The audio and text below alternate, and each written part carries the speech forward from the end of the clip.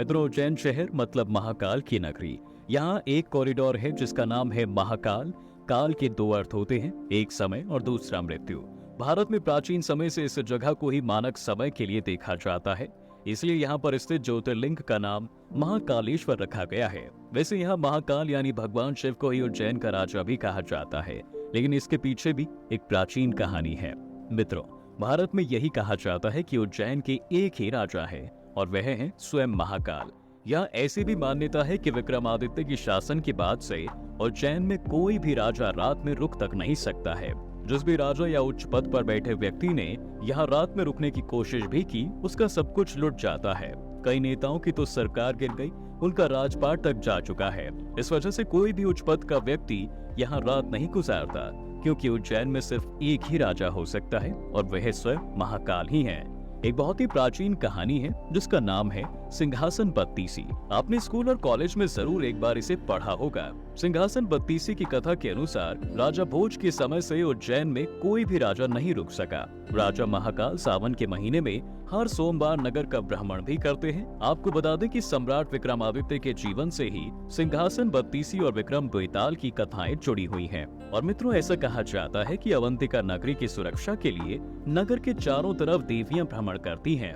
ऐसी मान्यता है कि वो आज भी ऐसा ही करती हैं। राजा विक्रमादित्य को माता हरसिद्धि और माता बंगलामुखी ने साक्षात दर्शन भी दिए थे और उन्हें आशीर्वाद भी दिया था। मान्यता ऐसी है कि उज्जैन के राजा महाकाल हैं और जो भी राजा यहाँ राज करता है वह उनके अधीन होते हैं।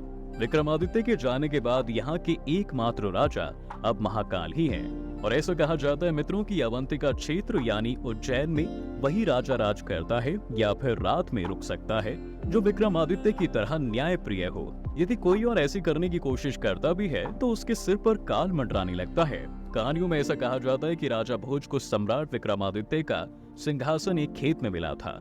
इस सिंहासन को खुद देवताओं ने बनाया था। सिंहासन के चारों ओर 8-8 पुतलियां और कुल 32 पुतलियां खड़ी हुई थीं। जब राजा भोज को यह सिंहासन मिला तो उन्होंने उसकी पूजा की और उस सिंहासन पर बैठने के लिए सबसे पहले पंडित से मुहूर्त भी निकलवाया। जब मुहूर्त निकल आया तो उन्होंने सभी को इस खास कार्यक्रम के लिए निमंत्रण भी भेजा था। जब पूजा पाठ हो गई और जैसे ही राजा ने अपना दाहिना पैर बढ़ाकर सिंहासन पर पैर रखना चाहा, उसके चारों ओर मौजूद पुतलियां खिलखिलाकर हंस पड़ी। हर कोई हैरत में पड़ गया। वहाँ मौजूद हर इंसान इस सोच में पड़ गया दोस्तों कि ये बेजान पुतलियां आखिर हंस कैसे सकती हैं। राजा भोज भी सोच में पड़ गए और उन्होंने पुतलियों से पूछा, ओ सुंदर पुतलियों, सच सच बताओ, आखिर तुम हंस क्यों रही हो? उस पुतली में से पहली का नाम था रत्न मंजरी। उसने सब राजा से कहा।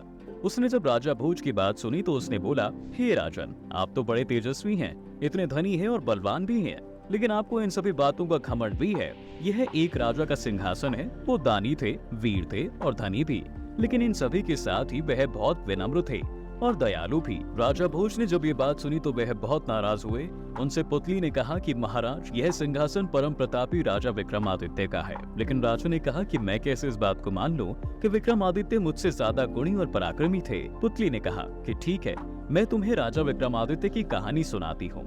रत्न मंजरी ने उन्हें कहानी सुनाई। उसके बाद सभी 32 पुतलियों ने एक एक करके कहानी सुनाई। अंत में उन्होंने कहा कि सिंहासन पर वही राजा बैठ सकता है जो राजा विक्रमादित्य की तरह हो, अन्यथा वह मारा जाएगा। बस फिर क्या था मित्रों, राजा भोज वहाँ बैठ ही नहीं पाए और उस दिन से उज्जैन के राजा सिर्फ और सिर्फ महाकाल ही हैं।